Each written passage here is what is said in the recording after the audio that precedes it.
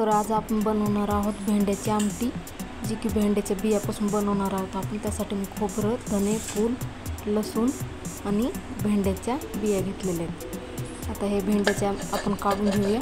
त्याला भाजून घेतलं, असं थोडं जाडसर भाजून घ्यायचं। त्याच्यानंतर आपलं बाकीचं वाटण ते पण मिक्सरमध्ये चांगलं काढून घ्यायचं।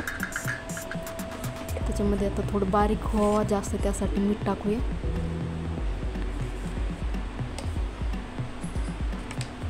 मीठ टाकलं आणि पाणी टाकूया थोडंसं, जेणेकरून आपलं वाटण बारीक होईल। आता हे वाटण बारीक करून घेतलं एकदम मिक्सरमध्ये फिरून।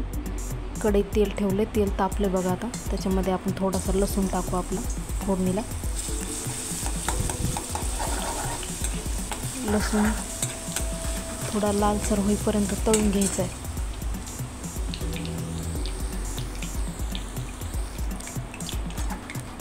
लसूण तळलेला आहे लालसर। त्याच्यामध्ये आपण जे वाटण काढलेले धने, फूल, कांदा, खोबरं, ते वाटण आपण टाकूया। वाटण पण छान तेल सोडेपर्यंत तळून घ्यायचं।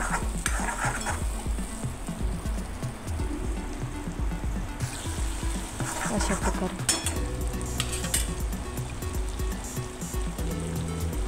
आता मी हे 2 चमचे बुरकी टाकली, माझा चमचा छोटा आहे।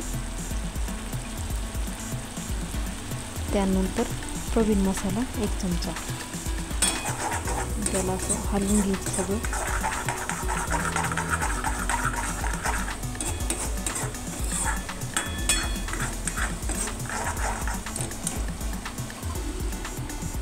त्यानंतर आपल्या भेंड्याच्या बिया,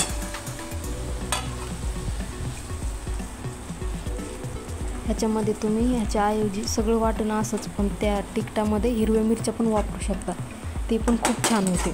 माझ्याकडे नव्हत्या म्हणून मी मिरची पावडर टाकलं। सगळं तेच वाटण ठेवायचं, फक्त हिरव्या मिरच्या त्याच्यामध्ये ॲड करायच्या। ते खूप एकदम म्हणजे गावाकडच्या पद्धतीचं छान होऊन जातं। त्यामध्ये आपण पाणी टाकूया। असं तेल सोडेपर्यंत तळून घ्यायचं, कारण तेल सोडायला लागलं ना मग तरी चांगली येते। त्याच्यानंतर पाणी टाकायचं आपलं भाजीमध्ये, जे काय जेवढं लागेल तेवढं प्रमाणानुसार। तर तुम्हाला माझा व्हिडिओ आवडला असेल तर लाईक करा, चॅनल सबस्क्राईब करा, कमेंट करा।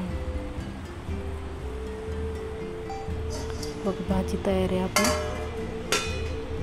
भेंड्याची आमटी। अशी छान मस्त ज्वारीच्या भाकरीसोबत खूप छान लागते।